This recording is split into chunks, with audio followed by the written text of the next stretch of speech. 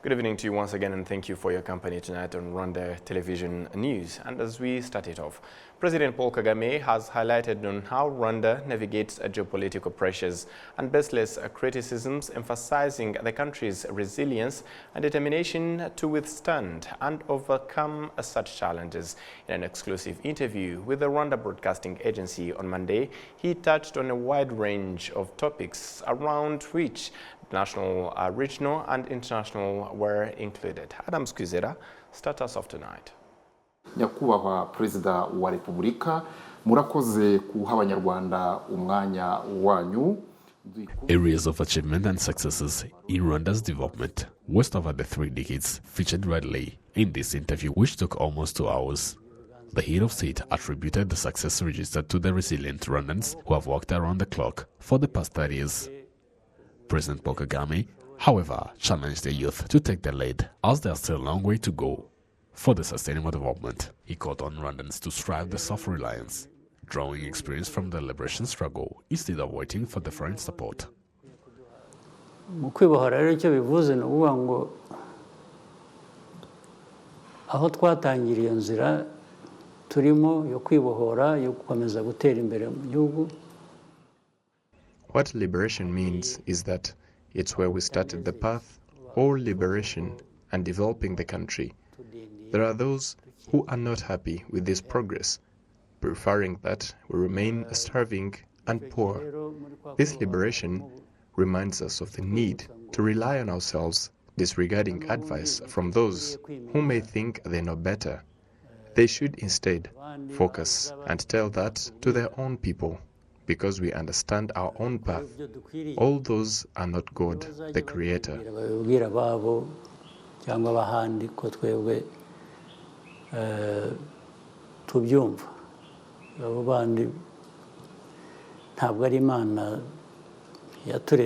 Speaking on the aspect of democracy, a question arose the recent Rwanda classified smear campaign by a conglomerate of media organizations. President Kagame stated that Rwanda shall never be diverted by false allegations which ill intentions against Rwanda's prosperity and progress. I was seeing, I'm saying this because you're a journalist, you must be aware of that. I was seeing a conglomerate of journalists who are really up in arms against us, but these are just, you know, they are wasting their time. They should have used their money and their energy for something else. Rwanda is there and will prosper and will be better every year in spite of them. The head of state provided a depiction of how democracy should be contextual in every society, basing on their needs and aspirations. He questioned the self-proclaimed democracy monitors in the world, wondering how democracy has been portrayed as a fit-to-all game. President Paul Kagame admitted that democracy should be guided by the principle of freedom of choice. Democracy is about freedom of choice, the kind of life, political life, countries, people, individuals live. It's a freedom, it's choice, it's the practice. If that is the case, unless the definition has changed over time, I've never known of any place, if you know or anybody knows will tell me, where democracy has succeeded by introducing those ideas from the outside, or where the principles, the ideas have been dictated from the outside. On the ongoing conflicts in the Eastern Democratic Republic of Congo, where false accusations have been leveled against Rwanda, the head of state once again reminded those fueling this wrong narrative that scapegoating Rwanda amid these complex issues which now affected the regional countries cannot provide lasting solution. scapegoating does not provide a solution. And what they do in creating Rwanda or me as a scapegoat, I think is not a very smart idea, because everybody else in the world sees that you are actually avoiding dealing with the problem the way it should be dealt with and just creating a scapegoat. I don't think anybody needs to be given that much explanation or to be shown. There is nothing that is complicated about seeing how those who create scapegoats are doing it for their own reasons, their own benefit, their own politics. But very clearly, 100%, the matter lies in the hands of whoever is in charge of Congo. I don't know who. Maybe there's nobody in charge of that situation. Certainly, I'm not in charge of that situation. President Kagame highlighted the need for Africa to address its divisions, pointing out that the loopholes hindering the continent's development remain insignificant. He emphasized that empowering the youth is crucial in countering any controversial ideas imposed from outside, citing youth as one of the key elements in driving Africa's progress. Africa has many challenges, but it has even more opportunities and resources to actually achieve whatever they set out to do. There's no question. But it's always going to be politics that creates these gaps, these loopholes, that those who want to exploit Africa, to keep it underdeveloped, and they go through. There are these gaps. So it's our business as leaders of our continent, or even in the continent,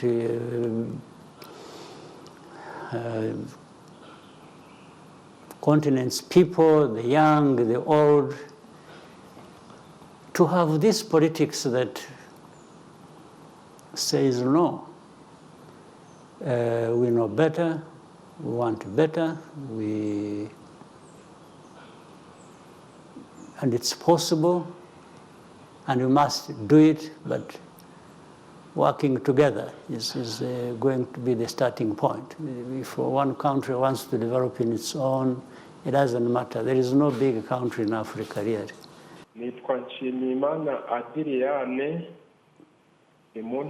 During this exclusive interview with RBA, public members were given a slot, in which most of them expressed their appreciation to the head of state on his steadfast leadership, which has uplifted lives of many Rwandans for the past 30 years. Adam Squizera, reporting for RTV News.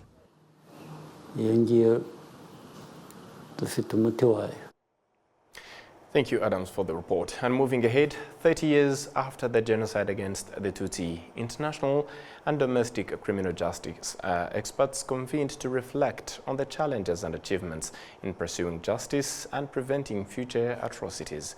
Key discussions emphasized the importance of educating future generations about the facts of the genocide to prevent its recurrence. Inez Aketia. Rwanda, devastated by one of modern history's worst events, embarked on a path of recovery and reconciliation post-1994. Dr. Emmanuel Ugirashebuja, Rwanda's Minister of Justice, highlighted that divisions were a major obstacle and stressed the necessity of reconciliation for progress. The first challenge in the Urugwiro meetings was to bring together certain people. Some of them are people who had become refugees as a result of the violences that took place, and some of the people who served in successive post-independence governments, putting them together on the same table in order to discuss the future of the country was, I'm told, by people who were in that room, not an easy task. That was the first task, putting people who you'd want to refer to as the elite to sit together and decide the fate of the country was not an easy job. And there were quite a number of subjects to look into. One of them was the question of justice and reconciliation. What do we do with these 120,000 people incarcerated and many others who are still at large and yet achieve all the objectives that I spoke of? And that's how this gacaca was devised as a tool. Of course, it was a traditional way of resolving disputes. So this goes to show that Rwanda was not a dispute-free community, but it had systems of resolving disputes. And the system was gacaca. And gacaca was thought of as one of the ways to resolve the challenges there that came after the 1994 genocide against the Tutsi.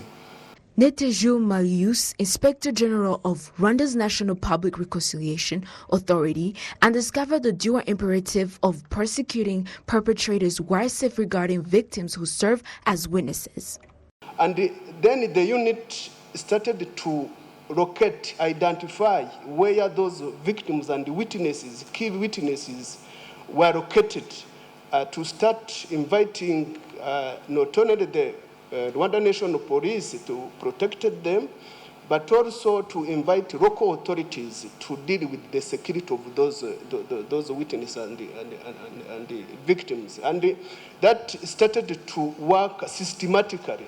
The unit helped the prosecution to know where those vulnerable victims and the witnesses were located. And the collaboration between the unit based in prosecution and the Rwanda National Police and the local authorities really helped us to protect those two categories, which, if I can say so, create a kind of confidence in them. In the aftermath of the genocide, Rwanda faced a severe shortage of legal professionals. Moise Ngundabarashi, president of Rwanda Bar Association, noted that it was not until 1997 that Rwanda faced its own bar association. Over 3 decades, Rwanda has significantly expanded its legal community from 37 to over 1,000 lawyers, including a remarkable increase in women lawyers from 7 to 400. Come March 1997, the Kigali Bar Association is created, and it's in August that the first 37 lawyers are sworn in before the then Court of Appeal. And you can imagine, with the thousands of suspects that were detained and others still on the run,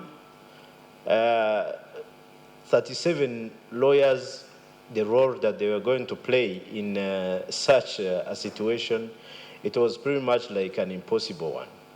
Reflecting on the persecution challenges, Charles Adeogun Phillips, former lead persecutor of the ICTR, acknowledged the initial difficulty in providing the truth of the genocide.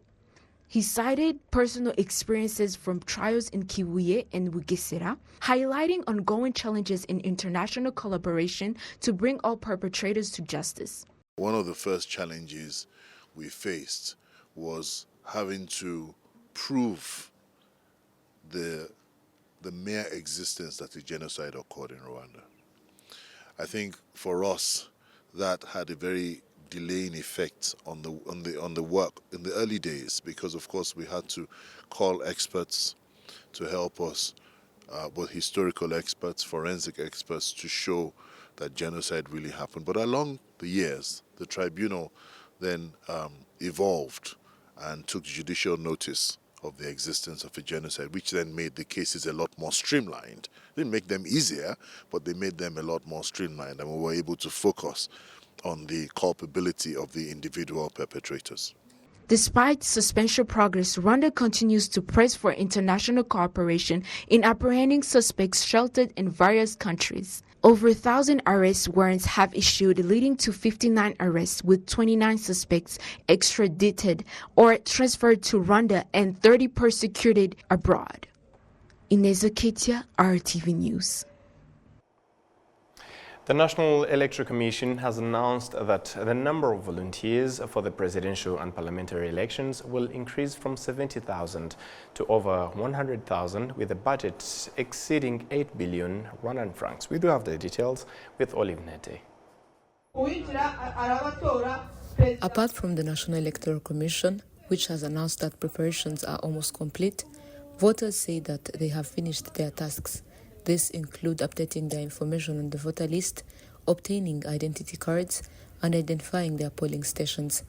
They say they are eagerly waiting for the election date. We even visited our polling station. For the people from Kamutkwasal, our polling station is La Colombia. They checked everything, including hygiene, ensuring that all necessary facilities, such as bathrooms and waiting areas, are in place, so the elections can be conducted smoothly. We also encouraged residents to update their voting information to a nearby polling station to avoid traveling far to vote. We reminded them that they can use *169# to shift to a nearby voting list.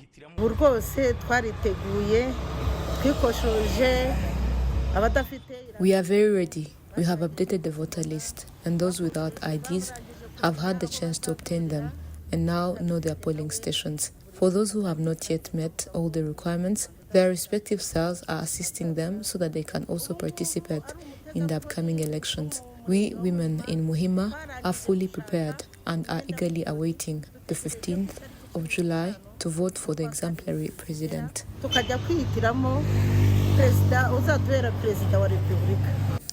Members of the National Consultative Forum of Political Organizations also note that they have received instructions to follow both during the campaign and the elections, ensuring that everything they do is in the best interest of Rwandans.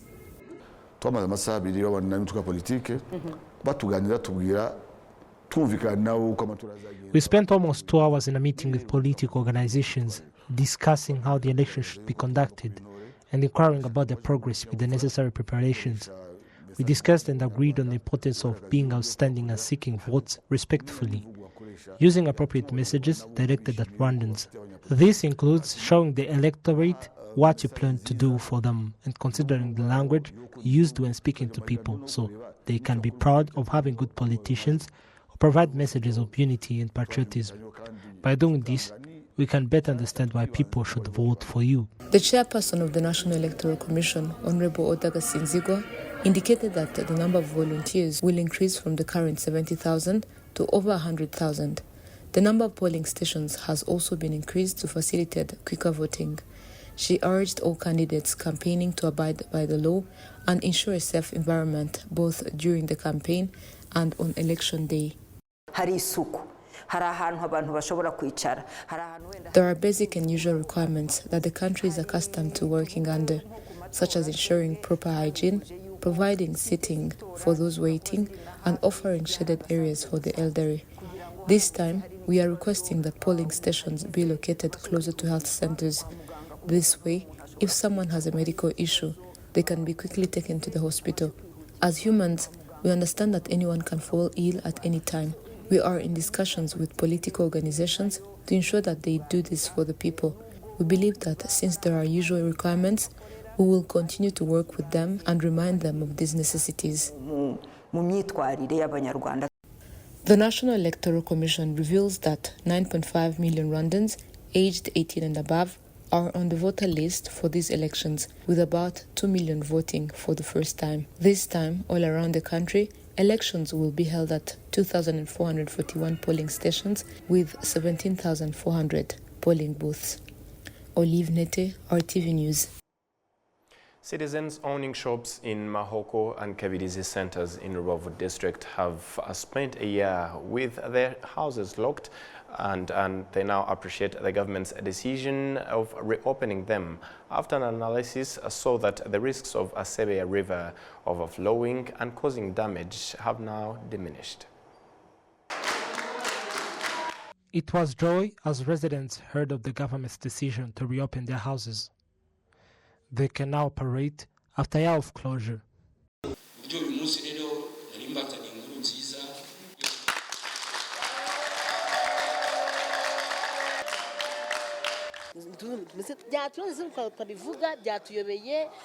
We are overjoyed. We do not know how to express it. I am grateful to the head of state and the government. Sometimes one is happy and do not know how to express it. We are so happy after reopening of our houses. At least 180 shops were reopened. The Minister in charge of Emergency Management, retired Major General Albert Murasira, demonstrates that taking this decision comes after thorough analysis on the impact of Sebeya River preservation and constructing dams and pillars around it, so its risks of causing damages are low. We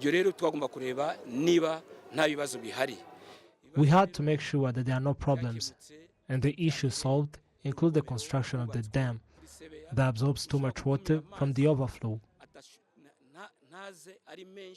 Minister retired Major General Albert Murasira asked that relocated citizens from the high-risk zones also contribute to the minimization of risks.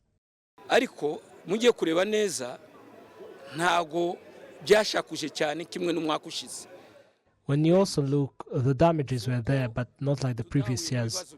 But what has been done is to relocate them before any sort of risk that may rise. These prevented loss of lives, different from the previous year. The Ministry of Emergency Management demonstrates that 3,000 families were relocated from high-risk zones. But in this case, the relocated families will return back as the risks in this region are manageable.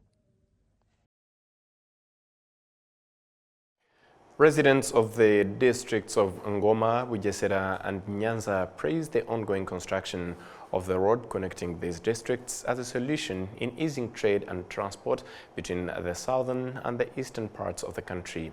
The 52-kilometer road is expected to be completed in this year. Prince Manzi. The Ngoma-Bugesera-Nyanza road is as straight as goods from Rusuma border will be transported directly to the southern province without passing through the Kigali city. Residents say that this is a solution to their development. We appreciate its construction as it also facilitated people here in their development activities. We used to have Muram Road, and in any rainy seasons it would be a burden to transport, but now transport is easy. Firstly, we had no such transport agencies, but with the new road, the agencies are here. Secondly, transport fees deducted from here to Gasoro. It was 2,000 Rwanda francs and now it is 1,500 Rwanda francs.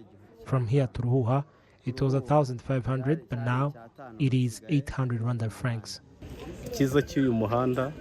We passed by Ramagana district to reach Kigali city, and the ticket was expensive.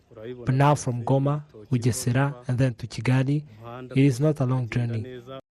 Some parts of this road construction projects were completed, especially on the side linking Bugesera and Nyanza districts. Asimwe Joanna, the Bugesera PSF chairperson, reiterates that the construction of the Ngoma Bugesera Nyanza road is an open opportunity for investors. Anyone coming to the airport will pass by this newly road, so as like investors we are to benefit from this. Some introduced various projects, renovated their houses, some introduced clinics, gas stations, all because of this new road. The Ngoma Bugesera Nyanza road construction started in 2021. The 52-kilometer road is worth 64 million Rwanda francs.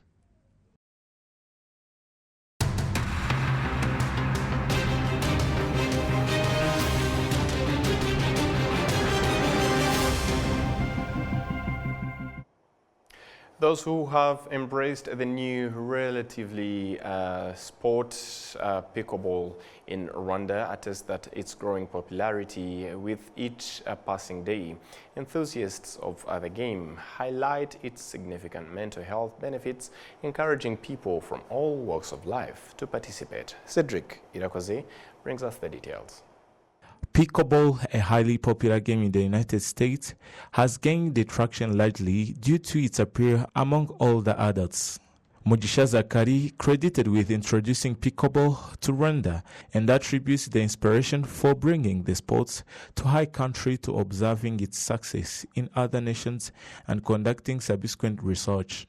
It's all inclusivity. It can be played by people more than 50 years easily. And again, to learn this game, it takes short time. It's only 2 days, only 2 days. Now I'm the coach here in Rwanda. Very benefit from your brain. So for those one, like to understand what I'm saying about your brain, everyone can go to Google and search something which called cerebellum. If you search cerebellum about it, you will know what I'm talking about. So pickleball, it can help your cerebellum being very good and being very hard. It's like a workout of your brain. Players of pickleball often highlight its dual benefits for physical and mental health. For all of us that we know some racket sports, but we're not happy with the way we can play now that we're older, now that we're injured, now that we've gotten fat, whatever, then pickleball is this great alternative that is so much easier to be able to play competitively and just have fun playing with other people and doing well. To handle your mental health and anxiety better, it's a way to connect with people and be social. And that, you know, I think that aspect of being able to play competitively, even if you're not very physically fit, is another mental health benefit. Pickleball has gained the popularity across 13 African countries, including Rwanda, where approximately 1,000 Rwandans and 2,500 foreigners actively engaged in the sports. Cedric Irakoze, RTV News. And that's all from us here at RBA's Rwanda Television News. On behalf of the entire news production, as well as the technical team, many thanks for being with us on today's edition. And up until next time, we wish you to stay safe and have a fruitful and productive week ahead. Goodbye.